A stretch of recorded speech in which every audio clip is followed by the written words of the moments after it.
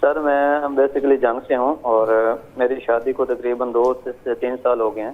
اچھا سر 1.5 سال تک تو ہماری شادی بہت اچھے طریقے سے آپ کی شادی کرام اللہ کس سے ہوئی تھی بیٹا؟ وہ میری ایک کزن ہے، خالہ کی بیٹی ہے، اس سے ہوئی. خالہ کی بیٹی کا کسی نے نام ہی نہیں رکھا؟ نہیں، نام ہے انیلا بی بی. حمیدہ؟ انیلا بی بی. انیلا؟ جی ٹھیک ہے، اکرام اور انیلا. جی. اب مجھے بتاؤ کہاں تک صورت پہنچی ہے؟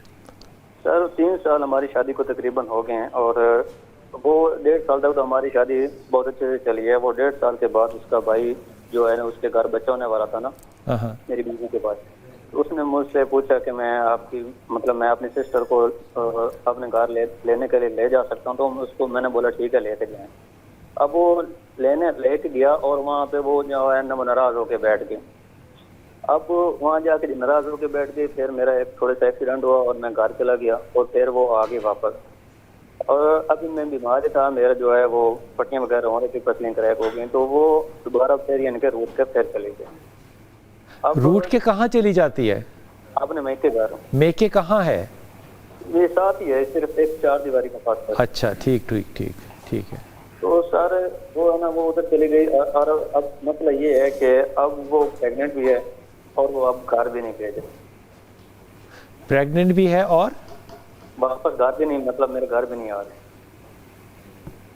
اچھا، تو اس میں آپ جاننا کیا چاہتے ہو، مجھے یہ بتاؤ. سر اس کا مجھے کوئی حل بتا دیں کہ میں کیا کر سکتا. آپ نہیں کچھ کر سکتے، آپ پہلے بھی نہیں کچھ کر سکے. سر مجھے کیا کرنا ہے؟ کرنا کیا چاہیے تو چھوڑ دو نا. تم پہلے بھی کچھ نہیں کر سکے، یہ بات تمہیں پتہ ہے نا. تمہارے زیر سایہ وہ نہیں رہنا چاہتی. کام کیا کرتے ہیں؟ میں فیکٹری میں کام کرتا ہوں. تو آپ روک تو نہیں سکتے نا، وہ ڈومیننٹ ہے خاتون بہت. آپ نہیں اس کے لیے کچھ کر سکتے. اب ایک دوسری بات یہ ہوتی ہے، دیکھو ایک طرف میں جب استاذہ سے پوچھتا ہوں تو وہ کہتے ہیں نہیں یہ پڑھیں، اللہ تعالیٰ کچھ بھی کر سکتا ہے.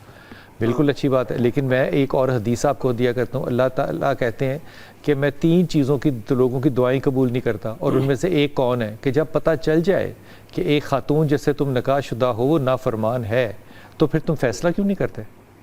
تم نافرمانی کو اپنے گلے میں توق کے طور پہ کیوں ڈالتے ہو؟ یہ ظاہر ہے خواتین کو بات، اللہ کی بھی بات اچھی نہیں لگے گی. یہ میری بات نہیں ہے بھائی، اللہ کی بات بھی اچھی نہیں لگے گی. لیکن جب یہ سلسلہ ہو تو میرے بھائی اکرام، آپ اس پہ رل کے چل سکتے ہو، لیکن اس میں کوئی خوشحالی نہیں ہوگی. سو فیصلہ تمہارا ہے کہ تم کیا کرنا چاہتے ہو. اس نے تو فیصلہ لے لیا اپنا. سر مجھے صرف اتنا بتا دیں کہ میری طرف سے کوئی مسئلہ ہے کہ اس کی طرف سے کوئی مسئلہ ہے. دیکھو اس طرح سے نہیں ہوتا کہ مسئلہ کس کی طرف سے. تم اس کے ہیرو نہیں ہو، یہ سمجھ آتی ہے بات؟ یہ سمجھ آتی ہے بات؟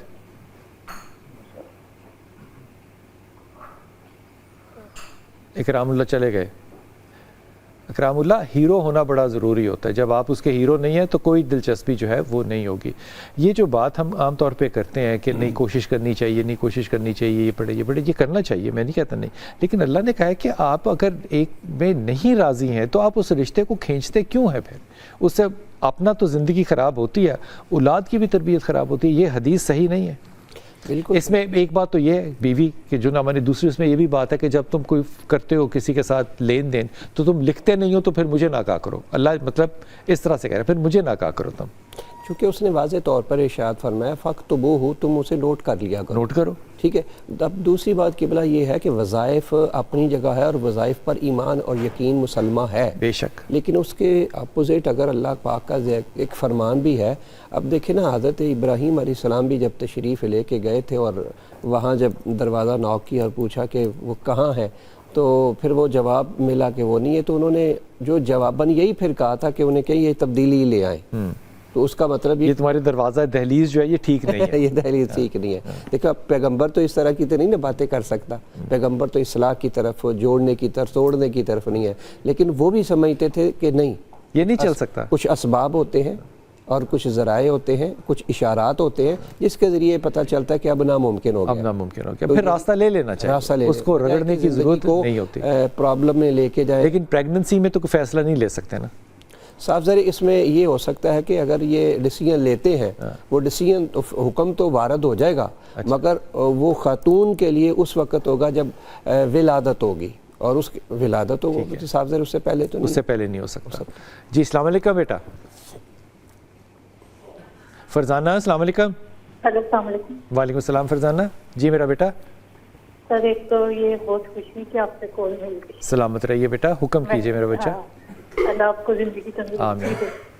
اور سر میں نے یہ پوچھنا تھا کہ جو میرے بھائی تھے نا پہلے وہ کسی کے ساتھ کام کرتے. کس کے ساتھ؟ کسی کے ساتھ کام کرتے. بھائی کا کیا نام ہے؟ مقصود عالم. مقصود. ہاں جی. اور کسی کا کیا نام ہے؟ وہ ملک صاحب تھے. ملک صاحب تھے. ملک رفیق کے ساتھ کام کرتے تھے مقصود. ٹھیک. ہاں جی, انہوں نے یعنی کہ ہمیں گھر وغیرہ بنوا کے دیا تھا, بھائی وہاں پر کام کرتے. ٹھیک. اب جب سے وہ ادھر آئے ہیں نا ان کا ایک تو کاروبار بہت چھوٹا سا اور نہ دو ان کے بچے ہیں, بیگم ہے ان کی. ادھر کدھر آئے ہیں؟ یعنی کہ گھر واپس آ گئے. پہلے وہ ڈیفینس میں رہتے تھے. تو کیوں آ گئے واپس گھر؟ واپس وہ ان سے کاروبار ختم ہو گیا نا جو ان کا تھا نا جنرل اسٹور وغیرہ. ٹھیک. وہ ادھر آ گئے, یہاں پر وہ موبائل ریپیئرنگ کا کام کرتے ہیں. ٹھیک. لیکن نا میں یہ کہنا چاہ رہی ہوں کہ پہلے نا سمنگری تھی یعنی کہ بہت اچھے حالات تھے.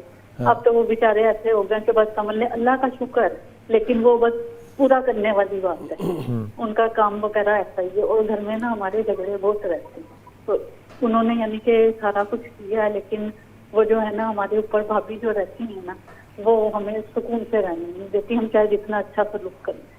مسعود کی مسز کی بات کر رہی ہیں آپ؟ نہیں مقصود کی مسز کی نہیں, دوسرے بھائی کی مسز کی. دوسرا بھائی کون ہے, اس کا کیا نام ہے؟ محبوب عالم رہتا. محبوب عالم.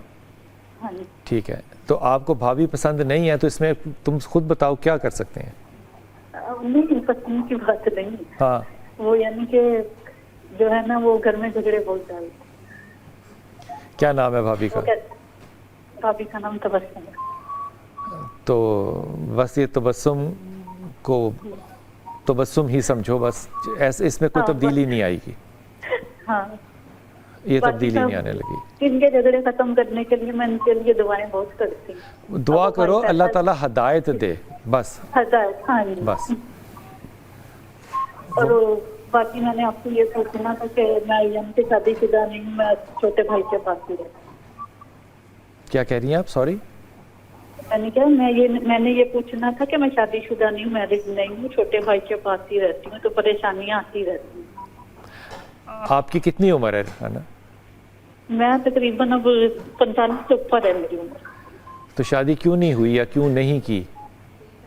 پتہ نہیں کچھ نہیں بن سکا. کوششیں کی تھی پر لوگ جو ہے نا وہ صحیح نہیں ہوئی. ٹھیک ہے. اچھا ریحانہ, جب تک والدہ حیات تھی نا تب تک تو میں نے بالکل نہیں سوچا تھا. نہیں وہ سوچنا تو شادی کا وقت پہ پڑتا ہے نا ریحانہ.